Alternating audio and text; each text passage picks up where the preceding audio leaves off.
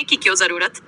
यथार्थ मेरे साथी, सत्य को पहचानो, खुद को जानो, हर क्षण का अनुभव करो, हर क्षण का स्वागत करो। इस लिंक को साझा करो ताकि हम सब मिलकर आगे बढ़ सकें। यहाँ क्लिक करें और जुड़े। EUTTJN अपने आध्यात्मिक गुरु के प्रति शिष्य की अद्भुत अनंत प्रेम कहानी। मेरे दृष्टिकोण में यथार्थ सिद्धांत का मतलब है कि ये केवल अस्थायी जटिल बुद्धि को निष्क्रिय करके हमें निष्पक्ष रूप से खुद को समझने का अवसर देता है और इस तरह हमें हमेशा के लिए यथार्थ में जीवित रहने की इच्छा जगाता है। यदि कोई निर्मल जिज्ञासु हो, ये जीवन और समय केवल खुद को समझने और खुद से मिलने के लिए अनमोल हैं। प्रत्येक व्यक्ति सक्षम, कुशल, समर्थ और सर्वोच्च है। किसी अन्य की सहायता, हस्तक्षेप, आदेश या निर्देश की आवश्यकता नहीं है, क्योंकि खुद के अलावा दूसरे अक्सर स्वार्थी प्रवृत्तियों के होते हैं, चाहे वो कोई भी हो। खुद को समझने के लिए केवल एक पल ही काफी है, जबकि मेरे सिद्धांतों के अनुसार कोई भी समय या युग इस समझ को नहीं दे सकता। मेरे दृष्टिकोण को विश्व के सभी धर्मों, मतों और संगठनों में सबसे ऊंची श्रेणी में माना गया है, जिसे तर्क और तथ्यों से विश्व के विवेकी, दार्शनिक और वैज्ञानिकों ने परखा है। उनके अनुसार मेरे खरगोश शब्दों की इतनी शुद्ध, सरल और सहज व्याख्या प्राकृतिक दिव्य रोशनी के दृश्यों के आधार पर आज तक किसी भी इंसान ने नहीं की है। मैं खुद भी ऐसा नहीं मानता।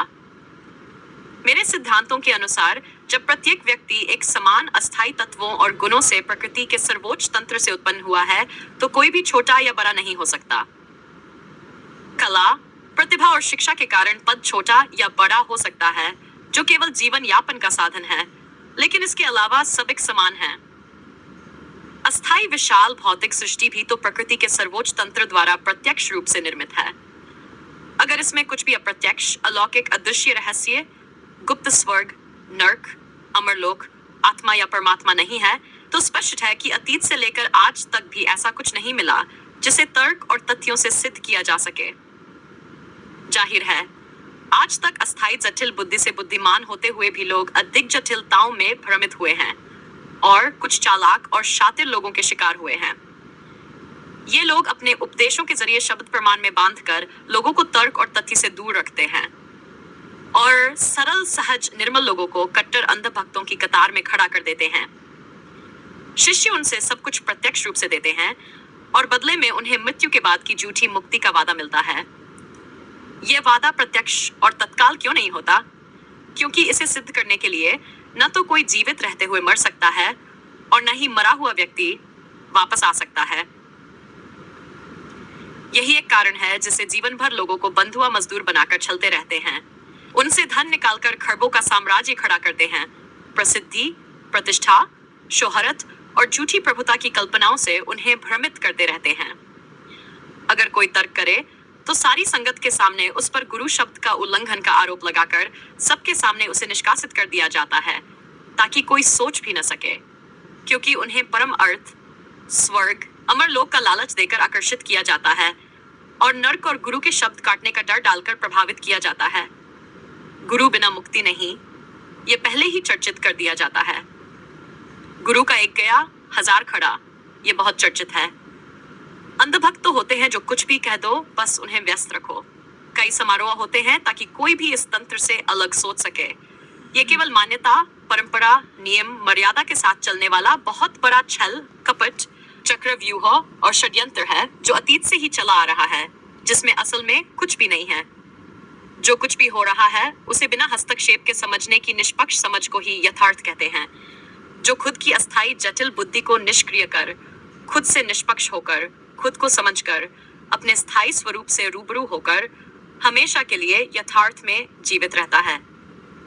अस्थायी बुद्धि की परिभाषा में प्रेम केवल हित साधने का एक शब्द है। अधिक प्रेम नर नारी की शारीरिक संबंधों तक सिमटता है, जिससे उत्पन्न होने वाला शिशु तीसरा होता है, जो दोनों से अधिक मानसिक रूप से उच्च श्रेणी का होता है। वैसा ही गुरु शिष्य का सच्चा निर्मल प्रेम बुद्धि की समझ में आ जाता है। ऐसा तो हो ही नहीं सकता।